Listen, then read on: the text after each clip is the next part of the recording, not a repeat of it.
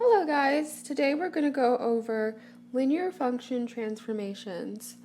This question says, describe the following linear function transformations from f of x equals 4x plus 7 to a, b, c, which are g of x, and so on.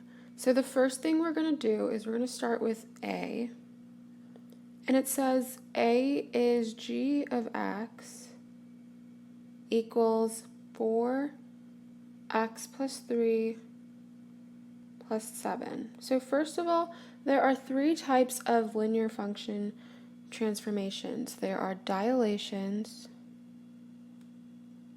which looks like this. So you could have either k times f of x, or you can have f kx.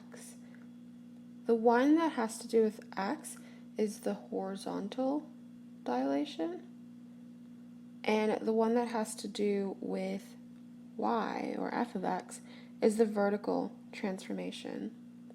The second type of transformation we have are called shifts or translations.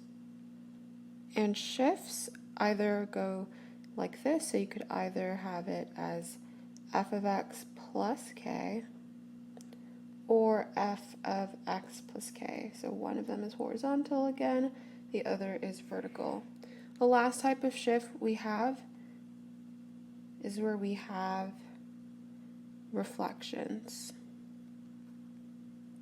So again, we could either have a vertical reflection or horizontal reflection. So a vertical reflection is where we would have negative f of x. Horizontal is where we'd have f negative x. Again, one of them is horizontal, the other is vertical. So jumping right into these questions, for question A, we had g of x equals 4x plus 3 plus 7.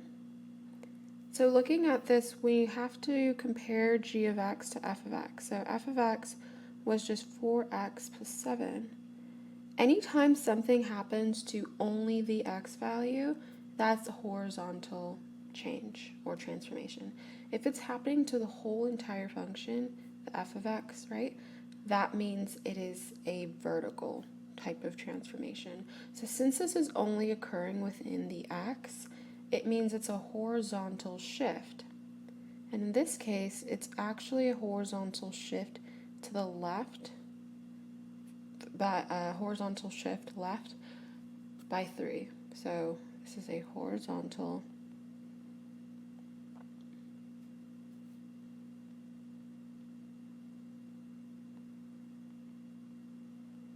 by 3 units. The reason why it's going left and not right is a way of thinking about it is, let's say dinner starts at 11 a.m. or lunch starts at 11 a.m. and so we could say, okay, that means x is 11 a.m. Now let's say I was to say, actually it's going to start at 8 a.m. So what that means is that for it to start at 8 a.m., I would actually have to say x plus 3 equals 11 a.m., right? Because that means 8 plus 3 is 11 a.m. So to start at 8, I'm actually moving it back 3 units for it to start at 8, right? I'm shifting that original time back to the left. So that's sort of how it works. Okay, and so the next one we're going to go over is B, so we'll do that. So B says that we have g of x equals 0.7x plus 7. So again, this is only happening to our x, so it has to be something horizontal. This is going to be a horizontal compression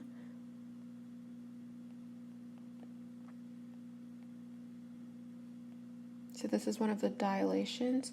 So it's a horizontal compression by 0.7. So the reason it's a compression is whenever the value of k is a fraction, so it's between 0 and 1, it's compressing the graph because you're taking like a fraction of it. When it's greater than 1, so if k was greater than 1, that is considered to be an enlargement, right? You're stretching it, so it's a stretch horizontally. So that is all B would be. And then for C, we're doing g of x, so we'll write it on the third board. For C, we have g of x equal to 4x plus 7 altogether minus 12. So right here, we can see that the whole entire function, right, this is f of x. We're comparing it again to f of x. Our f of x was this. We had our f of x be 4x plus 7, like that. So that means, since it's working on the whole function, it's going to have to be something vertical, like so.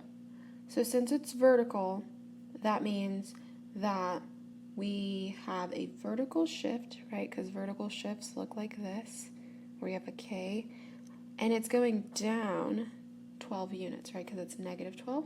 So we could call this a vertical shift down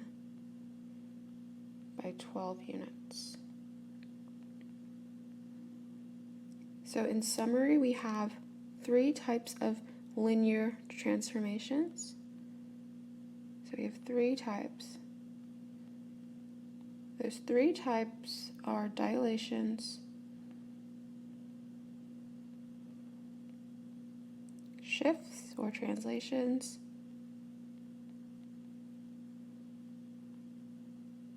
and reflections.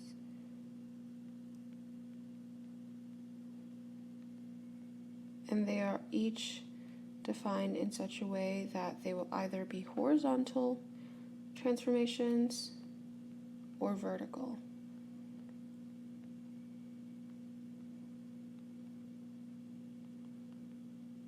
And that's it. For more help with anything math related, welcome to SavvyCle. Have a nice day.